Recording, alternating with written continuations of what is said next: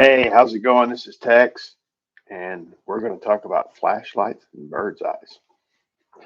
So, I'm going to do a flashlight analogy for you. Okay, so that's why I'm a little bit in the dark now. So, I'm going to put a few more lights on, but I wanted you to get the idea and the ambiance of what's going on with today. So, as I said, I'm Tex, and I'm going to be working on light switches. Oh, that didn't help a lot, did it? It's still dark in here, ain't it? Being in the dark sometimes is a good place to be because if you start from the dark, you work your way to the light and you understand. Okay, so there we go. And now I'm back. Okay, so don't mind me while I cut my flashlight off. Hope you're having a good day. The idea with flashlights and bird's eye views. So a lot of times when people talk to me, they ask about, I don't see the purpose in this. I don't understand what exactly it is that's the reason for what I'm doing and why things aren't clear to me. Why did this happen to me? Why did this happen to this person? What's going on in their life? And we'll start with the flashlight analogy. The idea is that when you look at the world, you see things uh, according to how your focus is. And the easiest way to understand that may be if you were a kid and you had a flashlight and you played with the flashlight game, you're sitting in the dark in your room, you're supposed to be in bed or sleep or whatever, or maybe it's a sleepover and you got friends, and you shine the light on the wall. The beam will come up and hit in like a circular pattern, and you'll see what's in that beam, and you can make shadow puppets and do things. The thing that you'll realize quick though is you see what's in the light. So as you move it around, you see, but you don't see the other stuff if it's really, really dark. Same way as if you're in your house and the power goes off and you got your flashlight and you're walking through, you're shining the light to make sure you don't bump your head into something. You stub your toe on a table. The table very much exists. You didn't see it. So things can hurt you that you don't realize are there. You can take that as one way. Um, the world is not made up only of what you see because you cannot believe totally your physical senses.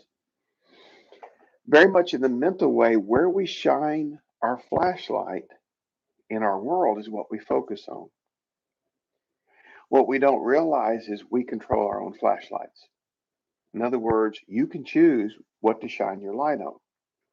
So if you go around and see bad things all the time, it's because that's what you're shining your flashlight on.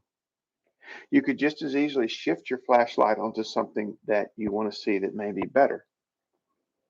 Sometimes you shine your flashlight on things to purposely ignore other stuff because you want to pretend it doesn't exist. And much like that table that you ran into and you hurt your toe, oh, it exists. You just pretended it didn't. And so that you kept walking on through as if it didn't exist, and now you're in pain.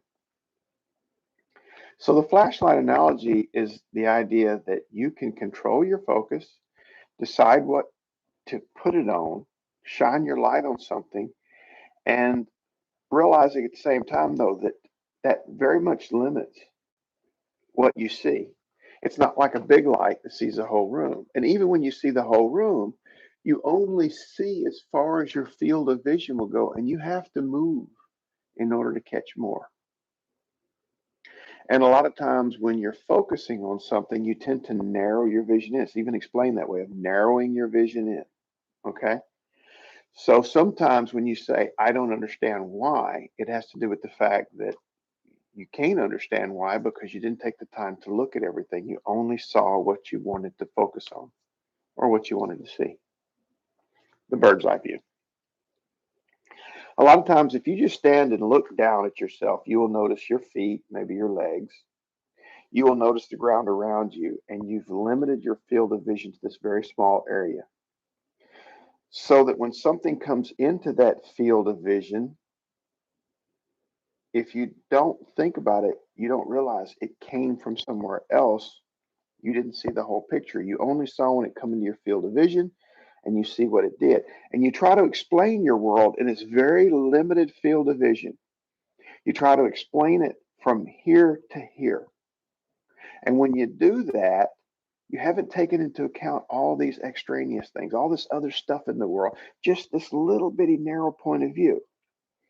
And if you're able to pull back and take a bird's eye view and think of a bird flying in the sky, if it looked down, it wouldn't see just your feet. It would see you, and it would see the area around you, and it would see your yard. And depending on how high up it is, it may see the next town. As you go further and further in the sky, you'll get to a point where you can actually see across the state lines, and the world keeps getting bigger and bigger. Just because you don't see something and you're looking at your very narrow point of view doesn't mean these other things exist. Once you do that, you get a bigger picture. A bigger picture allows you more opportunity to understand what's going on.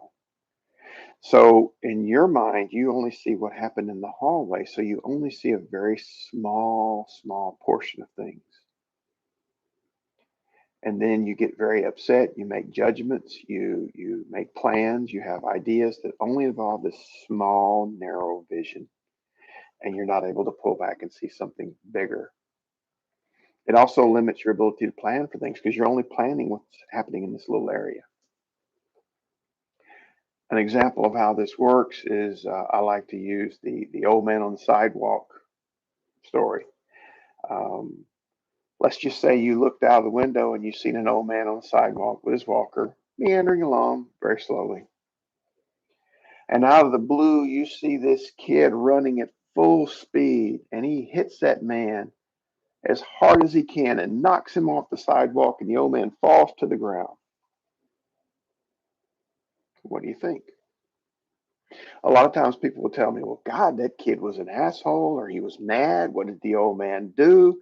And everything they try to think of about what happened in that scenario only takes in this very narrow point of view that they saw while looking out their window. And I always go, did you look a little further? Did you try to include more? And they're like, well, I didn't know I could do that. I said, you didn't ask. Did you even think to ask what is going on beyond that? Let's take that same story and you see the young man charging full speed and he knocks the old man down.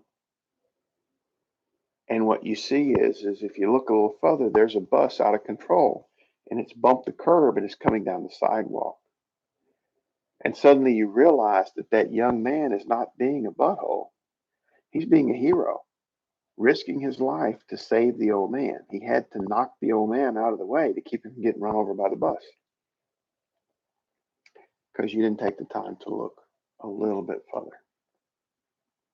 So take these analogies in this story and put them into your life. How many times are you judging, planning, thinking in a very narrow field of view? You're not taking a step back, gaining more information, looking at things from a different perspective, getting more information, and trying to figure out what is really going on. And realizing that sometimes in your life, these narrow views will not have an explanation. You will not be able, no matter how much you rack your brain, you will not be able to come up with an explanation of what's going on if you're only looking in the narrow point of view.